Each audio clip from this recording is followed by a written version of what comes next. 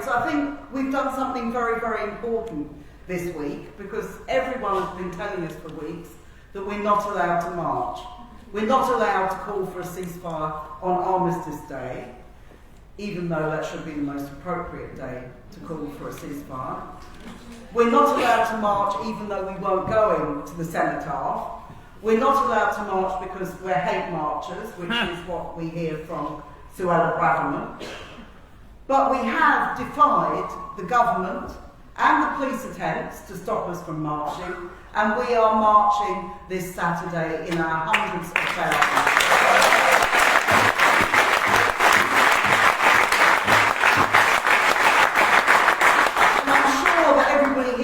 Will be on that march, but we also need to do everything we can in the next 2 days to get as many people there to stand up, not just for the Palestinians, because this has become an issue where Palestine is absolutely at the centre, but it's become a much bigger political issue.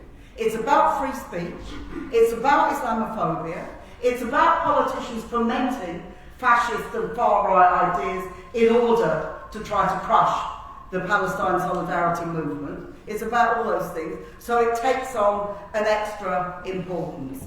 And if you want any sign of the putrid, rotten government and opposition that we have in this country, there are plenty of things to criticise them for, but surely this disgusting attitude to the bombardment of the Palestinians, the refusal to call for a ceasefire, and a ceasefire is the very minimum that we should be calling for. We should be calling for the end of the apartheid state. We should be calling for justice for the Palestinians. But what we're calling for on this demonstration is a ceasefire. And yet this is too much for the majority of the MPs in the House of Commons, too much for the people in the House of Lords, too much for the Daily Telegraph and the Express and the Mail, who go on about one person who shouts jihad rather than the hundreds of thousands of people who are there in solidarity with the Palestinians. That is the rotten system that we live under. And it's absolutely clear from what people are saying tonight and what we know about this mass movement around the country that we have actually had it up to here, not just with what Israel is doing, but what our government is doing in defence of the state.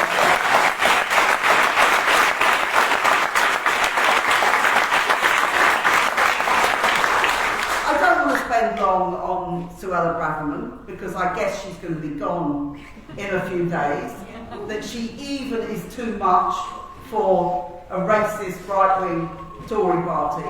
You know, she's in the last few weeks has been sending refugees to Rwanda, or trying to send them to Rwanda. She's been saying that if you're living homeless on the streets, that's a lifestyle choice, which was too much even for the landlord party that she's part of. And now, of course, she's described us as racists, as haters, and all these other kind of things.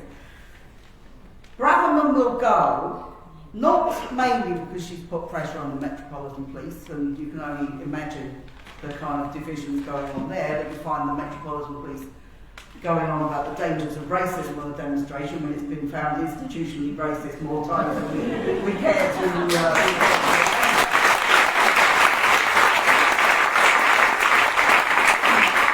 But she's going because there is an absolute crisis at the top of politics, and one of the things that the social movements and the trade unions and all of us have to do is to look for a way politically where we can get out of this rotten situation that we're now in. You've had Sunak, who is frightened to sack Braverman, he probably has to do it now, but who said when he went to Israel, we hope that you win.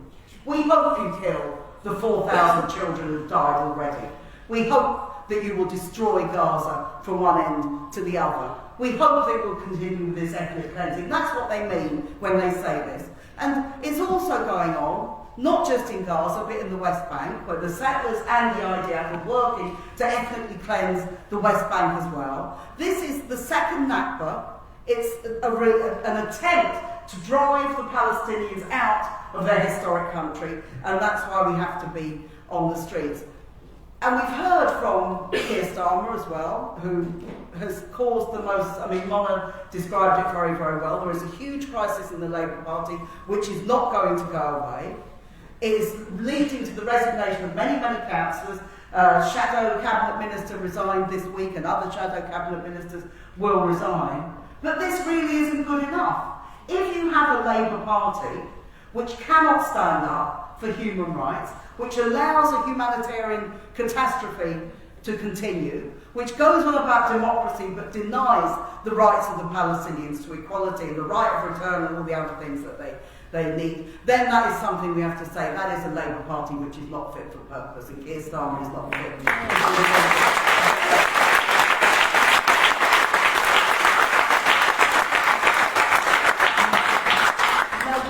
Created a huge movement over the last months, not just with the demonstrations, but the demonstrations and the marches have fed off into thousands and thousands of other actions, the occupation of the railway stations, the workers' action last week, the different things that have been going on up and down the country every single day.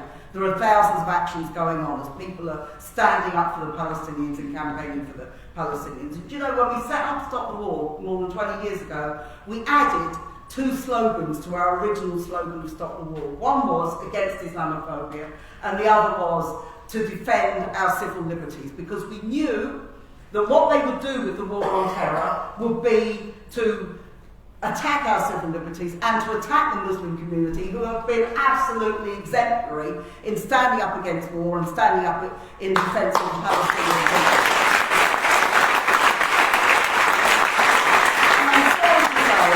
But 20 years on, what have we found? More and more repressive laws, more and more Section 13s and Section 14s and Section 12s, stopping you from demonstrating, stopping you going to embassies, stopping you doing all these sorts of things.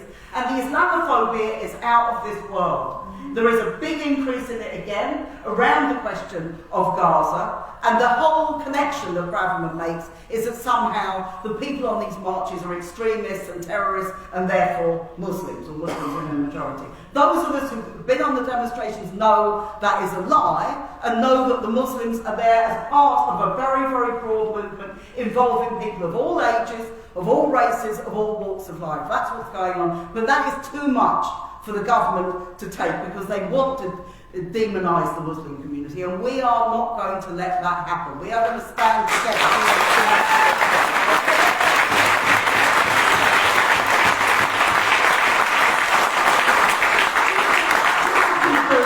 Let me say this. Behind what is going on in Gaza, it's not simply about the Israelis. This is about American imperialism and its support for Israel, which it has always had. It arms Israel, it funds Israel, and it backs it politically. And this latest, the 4-hour-a-day ceasefire, that is that Netanyahu's granted, supposedly. So 4 hours when you can be further ethnically cleansed, when you can be further driven from your homes south, and they hope to the Sinai or wherever else they end up. That is something which is backed by the Americans, it's backed by the British, it's backed by the imperialist powers, because Israel acts in their interest. And that normalisation that they tried to bring about with the Abraham Accords, with Saudi Arabia and with all the other Arab states in the region, the truth is that was about keeping the Palestinians down. It was about acceptance of Israel, which says the Palestinians wouldn't get justice and wouldn't get equality and certainly wouldn't get the right to return. So this is why we're demonstrating, and it's a demonstration not just in solidarity with the Palestinians but against what our government is doing. And just the very final point, they don't want a ceasefire. Our demonstration is in favour of a ceasefire. Let's go figure. Is it that they don't want too many people on the streets, or is it that they fear political opposition, which is saying that the ceasefire is the way forward? I believe we have to say this is a political attempt to repress us, it's a political attempt to stop us from marching, it's a political attempt to stop us organising, and we have to fight back organisationally, we have to fight back politically as well. So be on the streets on Saturday, be on the streets every day you can.